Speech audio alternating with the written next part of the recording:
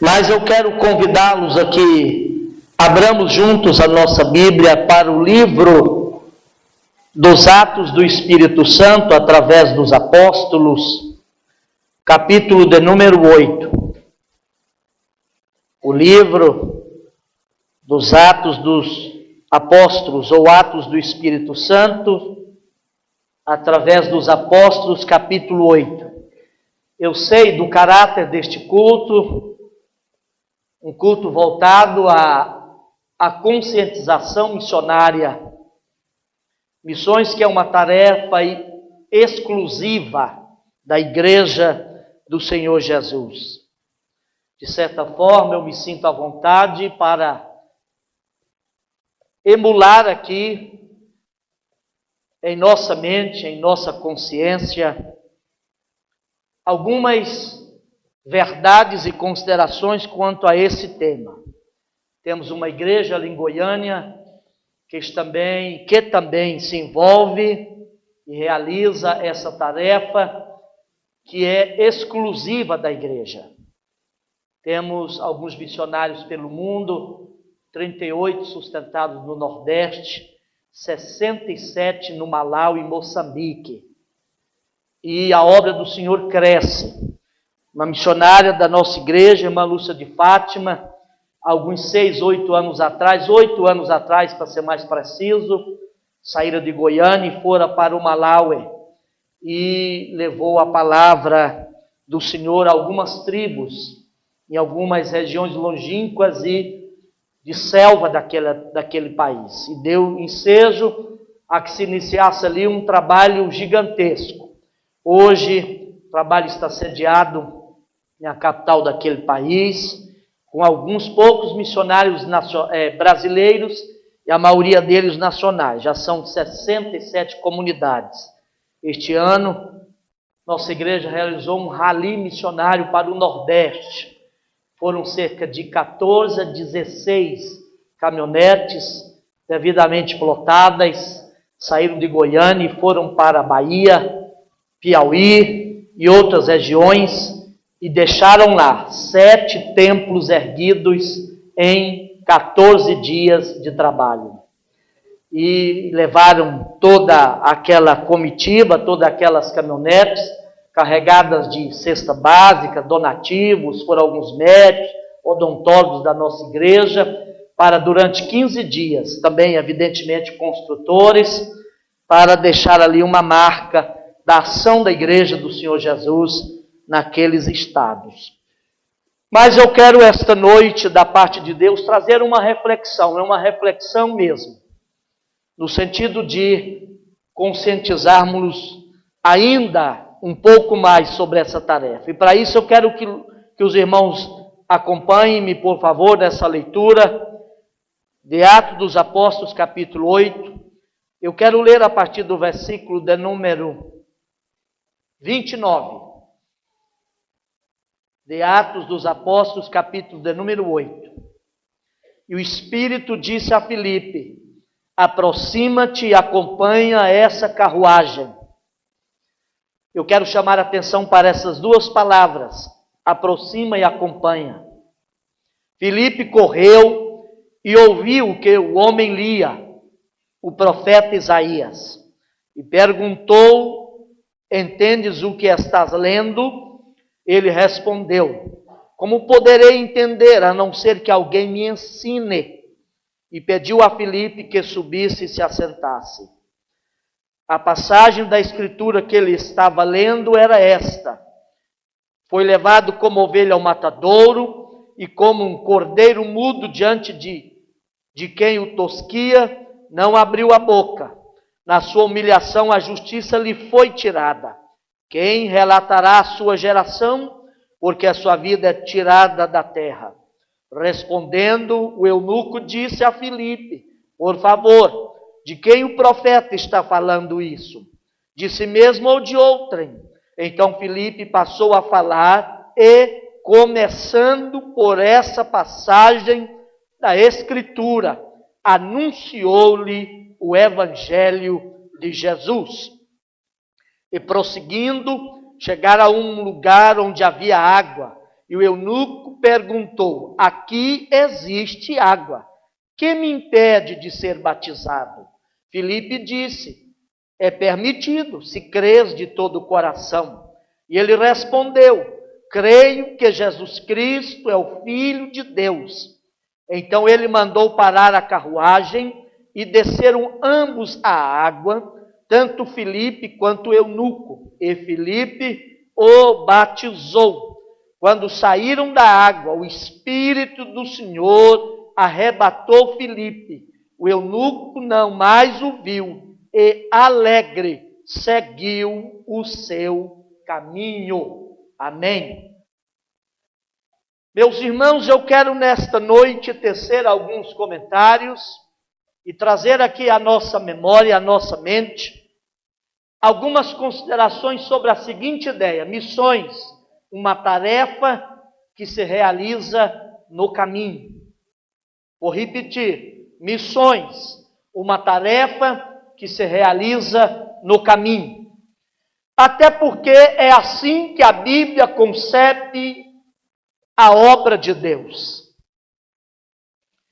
Pois o próprio Senhor Jesus, quando, na grande comissão que ele delegara e incumbir aos seus discípulos realizar, ele diz: ide por todo o mundo. Na verdade, a ideia lá é que, enquanto estiverdes indo, pregai o Evangelho. Em nenhum momento aquele texto deixa subentendido ou afirmado que alguém deveria sair daqui e cair de paraquedas em outra realidade para pregar o Evangelho. Na verdade, se a gente fosse evocar a ideia do texto original, está dito assim: enquanto estiverdes indo, ou enquanto ides, pregai, falai do Evangelho. E eu tomei esse texto aqui, porque ele é muito sugestivo no que diz respeito a esta arte e tarefa que a Igreja do Senhor tem às mãos, sob sua responsabilidade realizar, que é a obra missionária. E é uma tarefa que deve ser realizada, efetuada, desenvolvida à medida que a vida se nos apresentar e conforme as oportunidades que porventura tivermos enquanto caminhamos. E o contexto deste texto aqui fala de um diácono evangelista, ou um evangelista diácono, pois que ele, Filipe, era um dos 7 consagrados ou separados para servir na diaconia, lá em Jerusalém, conforme registrado por Lucas, no capítulo de número 6. Mas que eis que, em determinada altura da sua vida, o Espírito do Senhor chega para Filipe e diz então a ele: aproxima-te e acompanha essa carruagem. É claro que o contexto antecedente fala também de um anjo que lhe aparecera e dissera a Filipe: vai para o caminho que leva para Gaza. Gaza era uma das 5 cidades da Citópolis filisteia, que ficava no sudoeste da Palestina, e era constituída de Gate, Ecrom, Asdod, Asquelon e Gaza. Curiosamente, o Espírito do Senhor está dizendo a Filipe: dirija-se para lá, caminhe para lá. E embora avisando a Filipe que aquele caminho ou aquela cidade estava deserta, Deus está dizendo, através desta fala ou desta comunicação a Filipe, que a obra e a tarefa de missões desenvolvida pela igreja, então somente por ela, a agência de habitação de Deus na terra, depositária da graça e dos recursos de Deus para a efetiva implantação do Evangelho no mundo é uma tarefa realizada a caminho e no caminho. Mas veja bem, o que nós precisamos observar desse texto, para que então realizemos essa tarefa enquanto jornadeamos, enquanto caminhamos e transitamos pela estrada da vida. Primeiro, a igreja precisa entender da necessidade de ser atual, ser igreja contemporânea. E para isso, ela precisa acompanhar o bonde da história, a carruagem da vida. Um dos grandes problemas da igreja do Senhor, não desta era pós-moderna, deste início de milênio e século tão somente, mas ao longo de sua história, foi muitas das vezes deixar-se enrijecer, deixar-se prender em caverninhas, em sistemas herméticos, fazendo com que ela perca a capacidade de acompanhar o desenvolvimento da história da humanidade, perdendo então a possibilidade de comunicar com relevância e pertinência o Evangelho de nosso Senhor Jesus Cristo, ao homem de sua contemporaneidade e do seu tempo. Então, a primeira verdade que esse texto nos coloca aqui é a necessidade que a igreja do Senhor, conquanto um projeto que começou na eternidade e que está projetada inexoravelmente focada no eterno, entre o agora e o então. Ela é peregrina, ela tem uma jornada, e essa jornada se faz na realidade da vida, na concretude do tempo, encontrando, interagindo com pessoas, indo e falando do Evangelho de nosso Senhor e Salvador Jesus Cristo. Eu acredito, eu penso, o Espírito de Deus me comunica, à medida que a gente vai lendo e estudando esta palavra e debruçando-se sobre este livro, é que a igreja do Senhor, atualmente, não ela toda, evidentemente, tem perdido um pouco essa capacidade de comunicar com relevância, com pertinência, e o Evangelho do Senhor Jesus, pelo fato de ter construído todo um sistema e se enclausurado dentro dele. A igreja do Senhor precisa outra vez colocar-se a caminho. A igreja do Senhor precisa outra vez transitar pelas mesmas estradas que transitam os homens, pois que são nessas estradas que nós haveremos de alcançá-los, de percebê-los e comunicar-lhes então a gloriosa palavra do Senhor Jesus Cristo, o Redentor da nossa alma. Mas há uma segunda verdade aqui, eu gostaria que você prestasse atenção nela.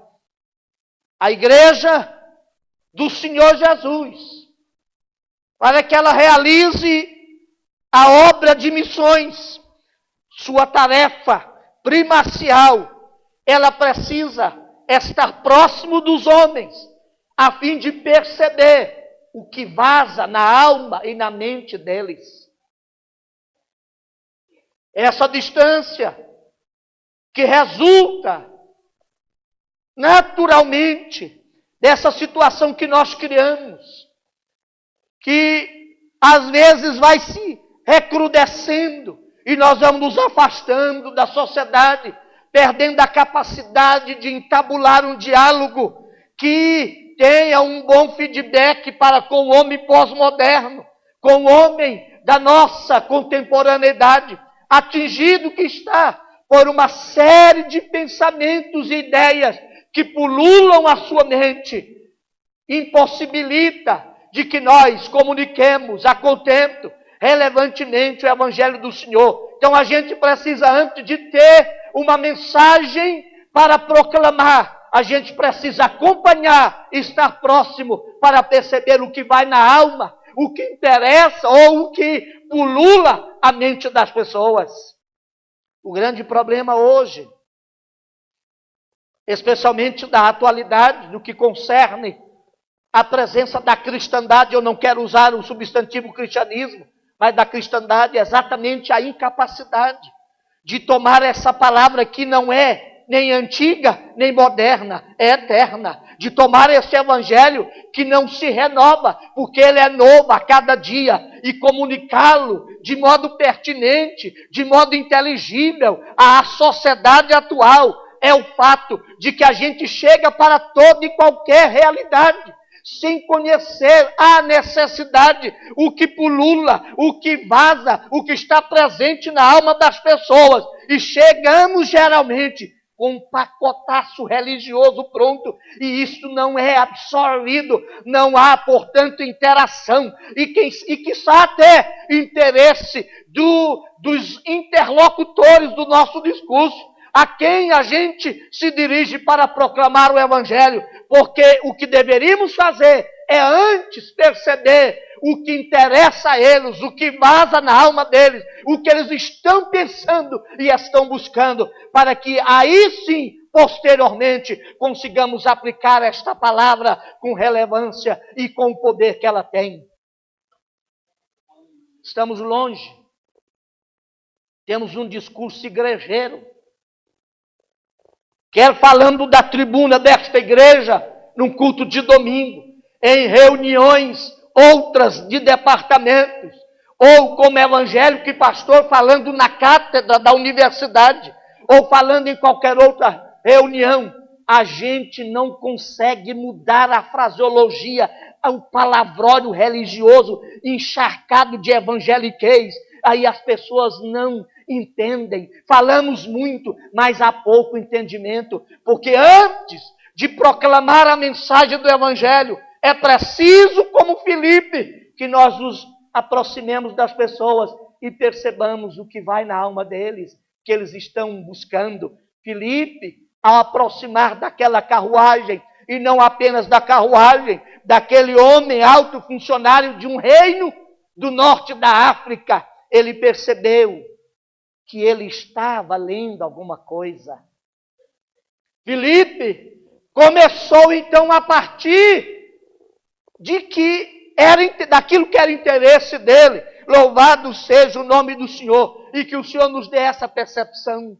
Oxalá permaneçamos igreja do Senhor, sejamos igreja comprada, lavada, consagrada, separada, como o povo de Deus, destinados à eternidade, mas que nós não nos afastemos do nosso meio, que nós tenhamos amizades relevantes e significativas, para que na interação da vida, tal qual ela se nos apresentar, nós venhamos perceber o que vai na alma das pessoas, para a partir daí proclamar a elas e apontar a elas um caminho melhor da graça salvadora de Jesus Cristo, a fim de guindá-las à posição de filhos de Deus, redimidos e comprados pelo sangue do Calvário. Há uma terceira verdade aqui. Eu acho isso necessário para que nós consigamos efetivamente fazer missões hoje. Entendermos que a tarefa de evangelização ou de missões terá maior resultado se iniciarmos a partir de um ponto de contato. E para que isso aconteça, evidentemente a gente tem que abrir mão de uma série de postulados, de uma série de engendramentos religiosos que a gente herda no pacote cultural religioso. Por exemplo, um deles, corrigir a extremada institucionalização que graça assustadoramente no meio evangélico na atualidade. Se fôssemos seguir, ou se Filipe fosse seguir a estrutura institucionalizada, hoje ele não poderia ter batizado aquele homem, ele era apenas diácono. E às vezes, no segundo momento, para que nós encontremos um ponto de contato, Antes mesmo de proclamar o Evangelho, nós precisamos resolver, liquidar por completo as nossas respostas prontas e nossos chavões vazios, cuja maioria, se não todos, são tecidos pela aranha da preguiça e encharcado de tradicionalismo estéril e imbecilizante.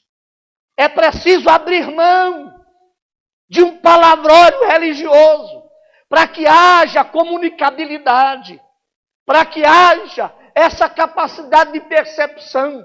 Isso implica também que desçamos ao nível daquelas pessoas ou daqueles homens que queremos alcançar.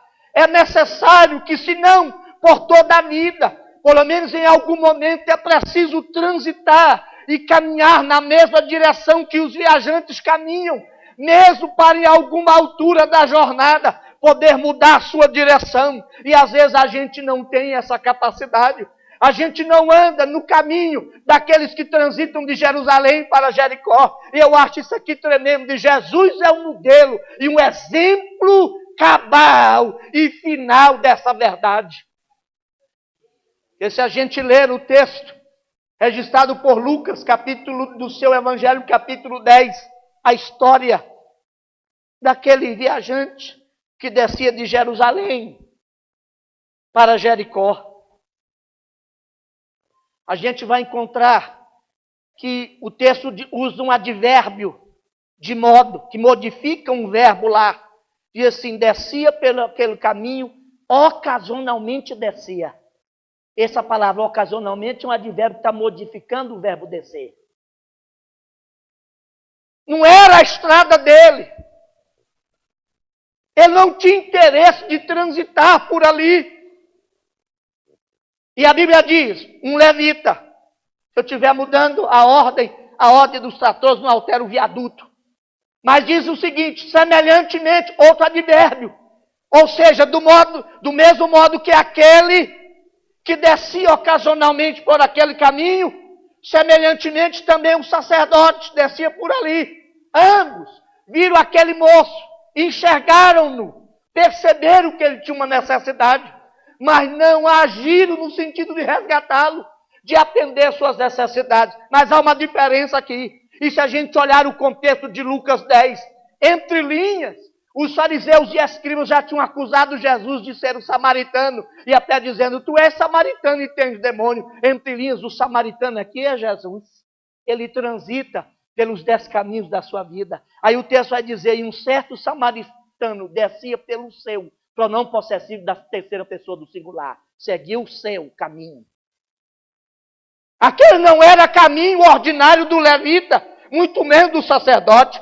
Eles estavam por ali ocasionalmente, fortuitamente. Deixa eu dizer para você, a obra de evangelização e missões nunca será uma obra fortuita, realizada à medida que à medida que a gente quiser, na casualidade da existência. Ela é uma obra que nasceu no coração de Deus. Deus tem projetos definidos para ela e nós precisamos nos envolver com eles. Com esses projetos.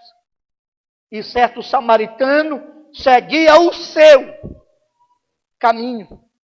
Para o levita e sacerdote, aquele caminho era simplesmente uma casualidade, algo fortuito, mas para o samaritano da nossa existência, aquele caminho era o dele. Por isso que Filipe está transitando aqui, nesta rota, que às vezes não era aparentemente, humanamente falando, a melhor rota, mas é assim, a gente precisa encontrar um ponto de contato. Quarta e penúltima verdade que eu gostaria de compartilhar com os amados esta noite. Aprendamos uma verdade de uma vez por todas, que a obra missionária tem um conteúdo inegociável, um conteúdo que a gente não pode mudar. Filipe, por ordem do Senhor, aproximou daquela carruagem. O Espírito de Deus disse a ele, aproxima e acompanha. Como quer dizer, não perca o bonde da história. E às vezes a gente está lá atrás, tentando tirar um pouco a fumaça e a poeira das fuças, para ver se enxerga alguns quilômetros à nossa frente. E a igreja devia estar no vagão da maquinaria. É a igreja que tem a agenda de Deus para o mundo. Nós não deveríamos estar recolhendo cacos da existência humana, a posteriori, às tragédias da existência, porque nós temos a palavra do Senhor revelada, a profecia bíblica, e deveríamos ter sobre nós o mesmo espírito profético de Daniel. Era ele que tinha a agenda dos impérios do mundo, e a igreja precisa assumir a máquina da história e estar na frente da locomotiva do tempo. Não pode andar atrás. Mas para que ela consiga fazer isso, ela precisa, sobretudo, resgatar o Evangelho. E eu estou usando um artigo definido masculino singular. O Evangelho. Porque muito do que se prega por aí já não é mais Evangelho.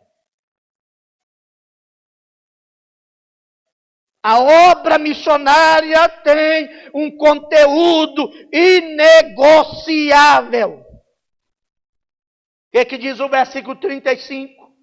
Então, Filipe passou a falar e, começando por aquela passagem que já estava sendo lida por ele, o seu interlocutor agora, o que ele faz? Anunciou-lhe. Esse pronome do caso oblíquo da terceira pessoa do singular. Anunciou para ele, diretamente para ele, naquele instante, tão somente para ele. Anunciou o quê? Olha como é que está definido aí. Anunciou para ele o Evangelho de Jesus. E ainda há uma complicação aqui. A expressão de Jesus dá a ideia de genitivo de posse.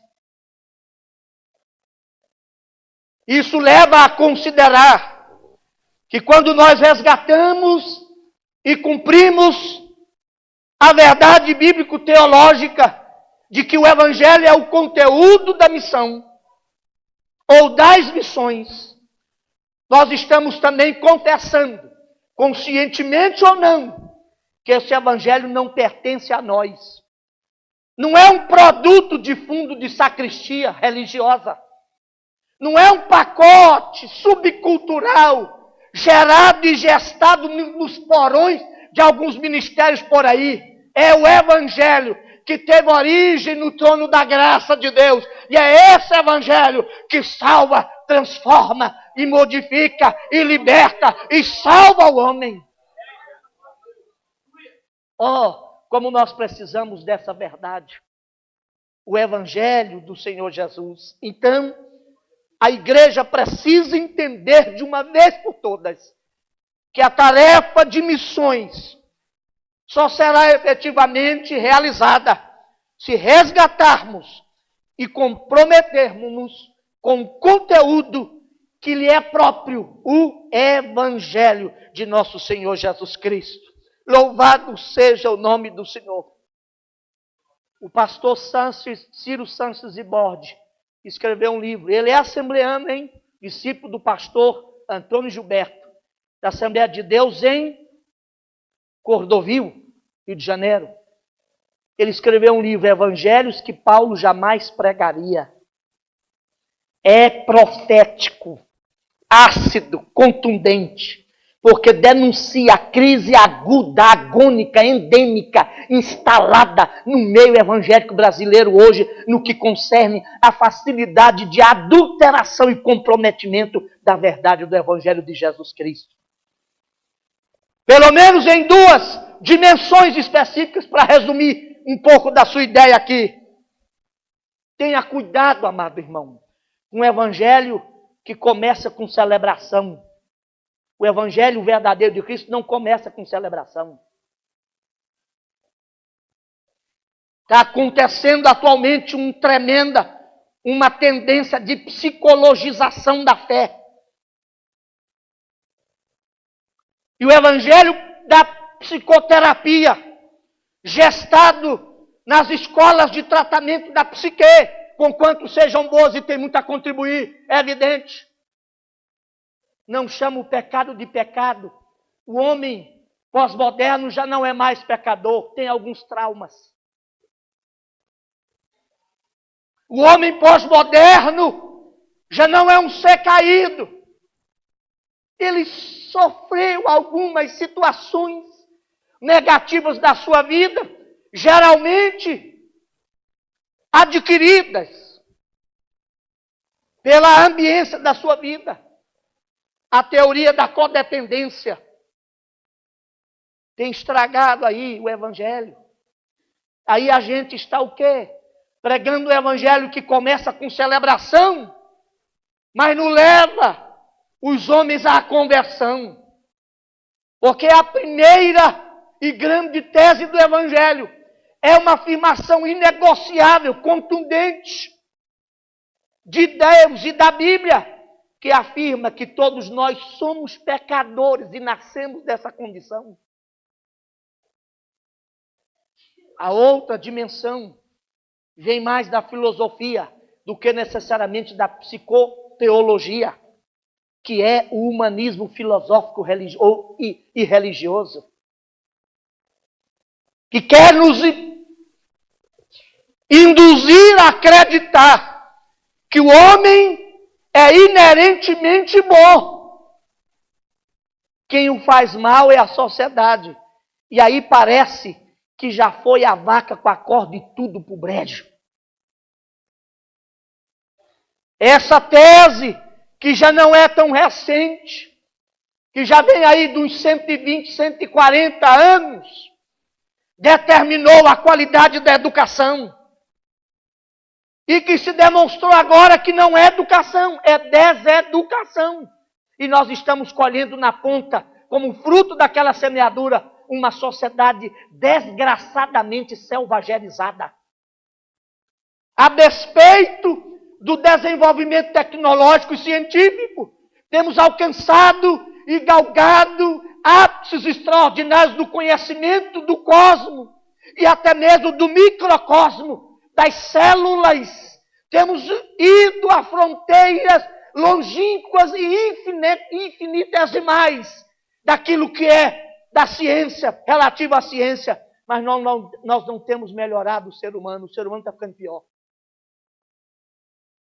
Há um processo de desominização do homem. Não estou falando de desumanização, de desominização. Esse homem já não é mais homem, é uma coisa. Coisificado. Alguém que não assume o destino da sua vida e está sempre rezando na cartilha dos escapismos irresponsáveis. Porque o diabo tem a costa larga, é bom botar tudo na costa dele mesmo. Ninguém assume mais nada. Quando não é Deus, é o capeta, é o saperê, é o cabrunco. Mas este evangelho começa com o chamamento ao ser humano a se enxergar diante de Deus como pecador. Antes de chegarmos ao Sinai, aliás, a Sião, o monte da redenção, é preciso que passemos primeiro pelo Sinai, onde a lei e a revelação de Deus mostram a nossa condição de pecadores. Pecado é hoje uma palavra excluída do vocabulário do evangelicalismo moderno. É uma palavra que choca. Para que falar de pecado? O homem é bom. Talvez ele teve alguns deslizes, alguns desvios, a sociedade, a cultura, a pobreza, as ideologias, as filosofias. Não, mas esse livro começa dizendo, porque todos pecaram e destituídos estão da glória, da graça de Deus. E pecado na Bíblia não é algo que necessariamente eu faço no primeiro momento. Pecado na Bíblia é, sobretudo, uma condição na qual nós nascemos. E aí, fica até estranho. Se Filipe seguisse as convenções religiosas, especialmente aquelas próprias de hoje, assim que aproximasse daquele carro e percebesse que Filipe lia a Bíblia, teria dito, beleza, esse homem já está quase crente, deixa ele ir sozinho. Porque hoje a gente está quase aceitando a culturalização do Evangelho, e o Evangelho, ou o evangelicalismo, está se tornando um produto folclórico. Daqui a pouco, nós teremos uma nação de maioria evangélica, mas de uma maioria evangélica que apenas vai ocupar o vagão que a igreja romana ocupava no século passado, ou nesses 5 séculos de história brasileira, usando o nome de cristão, sem mudar em nada essa nação, sem fazer impacto nenhum. Eu ouvia alguém dizendo inocentemente, com essa visão, uma visão um pouco limitada do Evangelho, chegou para mim um dia, olhando alguém passar, falou assim, olha pastor, aquela pessoa, aquela senhora, ela é tão boa, é uma senhora digna, paga suas contas, boa esposa, boa mãe, olha, ela só falta Jesus na vida dela. Eu falei, então falta tudo. Se faltar Jesus, falta tudo. Eu fico olhando como é que o Espírito de Deus manda Filipe pregar o Evangelho e fazer missões para um homem que já lê a Bíblia. Porque a gente está usando a religiosidade. E eu que nasci com essa cara de beneditino, numa igreja, nunca fumei, nunca bebi, nunca sentei numa mesa de bar. De repente, essa religião vai recrudescendo e eu vou tentando ou permitindo usar essa religiosidade como substituto. Eu estou bom, aí, e não sou bom coisíssima nenhuma. Eu sou desgraçadamente pecador, como o pior pecador aí fora. A diferença entre mim e ele é que eu entrei para a graça de Deus e estou seguindo Jesus e me policiando, porque sem Jesus reside na minha natureza a possibilidade de cometer os mesmos erros que o pior bandido aí comete. Eu não sou bom coisíssima nenhuma, que eu sou homem e todo homem é pecador. E essa mensagem foi excluída do Evangelho. A gente, na maioria dos segmentos evangélicos desta nação, a gente faz reuniões e é bom que as façamos, mas para chamar as pessoas e prometer a elas bênçãos, Jesus vai te abençoar. E a gente nunca confronta o elemento. É um evangelho que oferece o banquete da graça antes de diagnosticar no homem a sua condição de pecador. Deixa eu dizer, um homem nunca será bom. Um ser humano nunca será um homem bom, enquanto não perceber o quanto é mal ou pode vir a sê-lo. E essa é a tese fundamental do Evangelho, que nós estamos enxaguando-a, lavando-a, empalidecendo-a nas conveniências da teologia do marketing e da igreja do sucesso. Então, para encerrar uma quinta verdade aqui, a igreja precisa entender que a sua tarefa missionária não é para criar guetos, quaisquer que sejam eles, mas para liberar as pessoas para uma vida. E uma vida que eles levem como responsáveis do seu destino. Eu gosto disso aqui. Sabe por quê? Olha bem como é que diz o versículo de número 38, especialmente a parte B. 39, a parte B. O eunuco não mais ouviu, não viu ele o Filipe. E o que fez? Seguiu o seu caminho. Sabe por quê que às vezes a gente não consegue muito? Porque nós trocamos o discipulado cristão pelo adesismo religioso. Eu li um livro de Dallas Willard. O título do livro é A Grande Comissão. Ele botou o Czinho bem apagado para caracterizar a ideia, a grande omissão. Ele denuncia lá, com muito embasamento bíblico e fatos historicamente observáveis, que de alguns anos para cá, a cristandade não está efetivamente fazendo discipulado, está alistando seguidores. E aí, criamos uma religião de dependência. Influenciados que fomos, direto ou indiretamente, alguns em menor grau e outros mais acentuadamente, por algumas ideologias religiosas dos movimentos neopentecostais, que enche templos e auditórios com público que nunca se tornam membros. Ele vem 376 vezes o mesmo culto de libertação, porque é a condição de supostamente oprimido que vai possibilitar a renda. E nós estamos trazendo pessoas para o meio evangélico para aprisioná-las em estreitas e tacanhas dimensões de compreensão da vida. E o evangelho é para liberar as pessoas para viver e seguir sozinhas. Jesus é a única porta que se entra para ser livre. Parece uma ironia ou um paradoxo, algo inexplicável. Jesus falou, eu sou a porta. E ele usa o verbo entrar. Quem entrar por mim, salvar-se-á. Entrará e sairá. O grande problema hoje é que os sistemas religiosos estão engessando as pessoas. E a maioria dos crentes nunca alcança a maturidade espiritual, porque a coisa é ideológica e filosoficamente montada para que nós tenhamos um eterno e permanente berçário espiritual.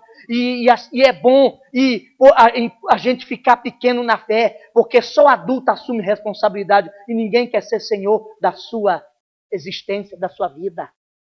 Ninguém quer seguir o caminho sozinho, quer um guru espiritual. Chega para mim na minha igreja e começa a desenvolver uma mentalização em relação a mim como se eu fosse um guru. Estou aqui todo dia para proferir sobre ele um mantra, uma abacadabra da fé, e ele depende de mim o resto da vida. E isso não é cristianismo. E a igreja que quer fazer missão tem que quebrar esse vínculo e essa maneira e esse comprometimento com essa filosofia errada.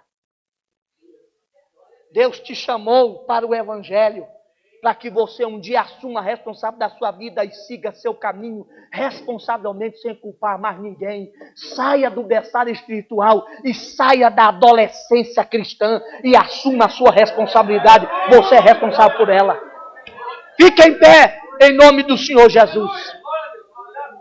Eu fico olhando aqui, o Espírito de Deus falando com Filipe e através de Filipe, essas verdades aqui. Que coisa linda. Aleluia. Isso é evangelho. A certa altura, o eunuco dependia de Filipe. Não é? Ele lia, mas não entendia. Filipe aproximou do carro, acompanhou. A Bíblia não, nem de longe, deixa inferido, sequer inferido, por quantos quilômetros que sabe, quem sabe, Filipe acompanhou o carro, mas o fato é que ele o acompanhou. E partiu de Filipe a iniciativa, entendes o que vás lendo ou vades lendo? Ele diz, como é que eu vou entender se alguém não me explicar, diz uma versão, outro me ensinar. Aí sabe o que Filipe faz? Ele não perguntou para onde ele estava indo, qual era a nacionalidade dele. Se a rota dele interessava a Filipe, a igreja precisa entender que num primeiro momento é ela que tem que inserir-se na realidade de mundo das pessoas. Até porque as metáforas que Jesus usou e alegorias que ele usou para descrever a ação evangelizadora é sempre figuras e metáforas, alegorias que implicam em saída, em mobilização. Ele usou muito a ideia de pescador, né? Vinde a mim e eu vos farei pescadores de homem. E é o peixe que vai ao pescador ou é o pescador que vai ao peixe? É o pescador que define que tipo de peixe ele vai pescar naquela data, que tipo de isca ele vai utilizar, que tipo de instrumental ele terá que ter em mãos. Filipe então entrou no carro, seguiu. Filipe ajudou, mas num outro momento, aquele homem seguiu sozinho o seu caminho. Oxalá nós entendamos que a igreja do Senhor Jesus é para criar cristãos tão maduros o suficiente que se tornem mestre de outros. Jesus falou aqui no Evangelho, basta ao discípulo ser igual ao seu mestre. Então ele não admite, no programa de evangelização da igreja, que haja discípulos que não atinja a estatura do mestre. Então cortemos o cordão umbilical da dependência espiritual que gera o infantilismo religioso que tem gerado prejuízo para o reino de Deus. Você quer orar comigo agora?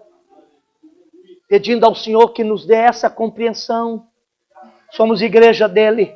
A tarefa ainda está por ser realizada. E compete a nós, e cabe a nós, tomá-la às mãos. Pai, eu quero louvar o teu nome